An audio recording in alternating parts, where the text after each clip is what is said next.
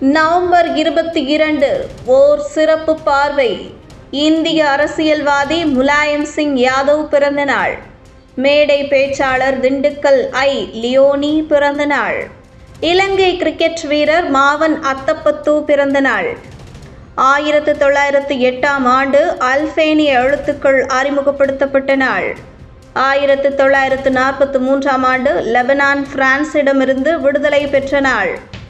1974ஆம் ஆண்டு ஐக்கிய நாடுகள் பொதுச்சபையில் பாலஸ்தீன விடுதலை இயக்கம் பார்வையாளர் தகுதியை பெற்ற நாள்.